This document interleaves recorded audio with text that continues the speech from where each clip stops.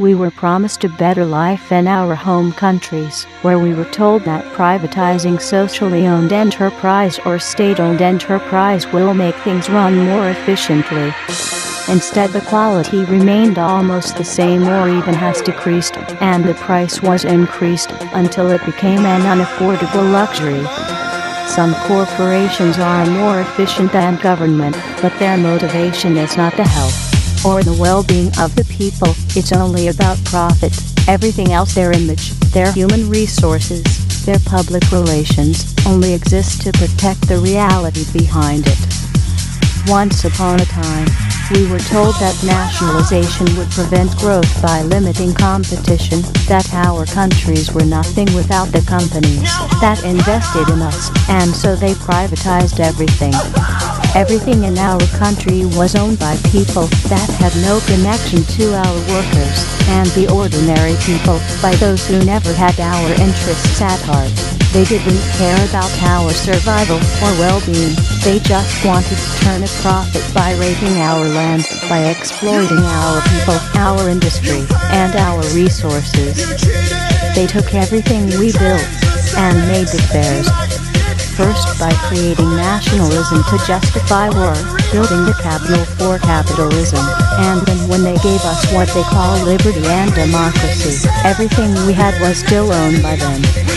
Our governments told us that socialism was the real enemy, and that we would have freedom, but the foreign powers and corporations were the ones with real freedom, the freedom to take all the wealth generated by our work and our land, and gave us only a small percentage of the scraps from the table.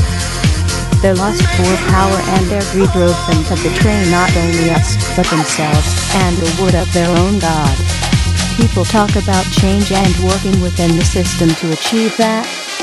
The problem with always being a conformist is that when you try to change the system from within, it's not you who changes the system, it's the system that will eventually change you.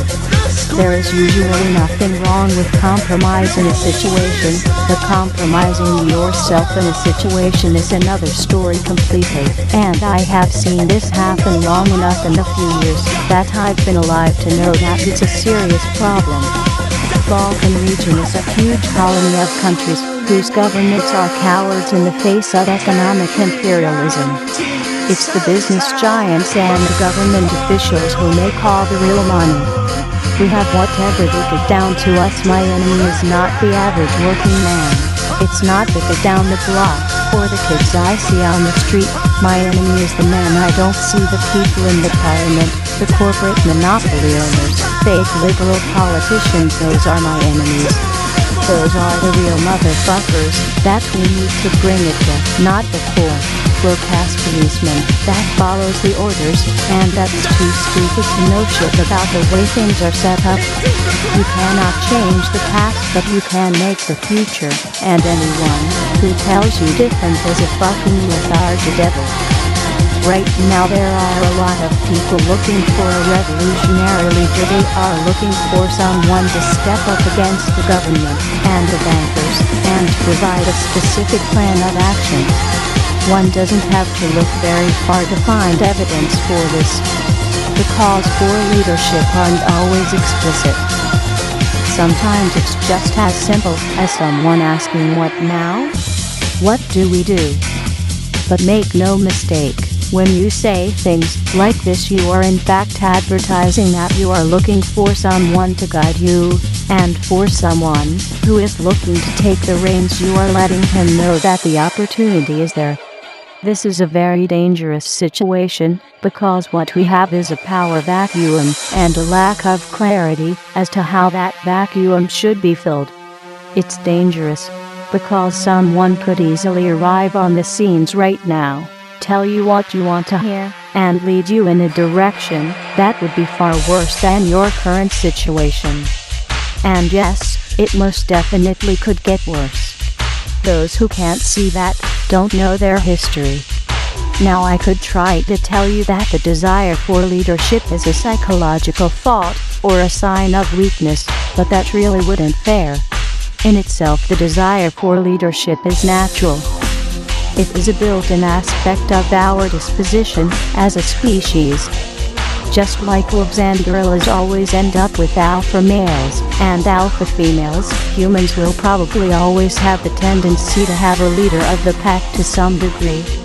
The question is, what will your relationship to leadership be? Will you follow a man who you've never met, who raises his voice thousands of miles away? Will you let him dictate to you the choices you should make, and the course your culture is going to take?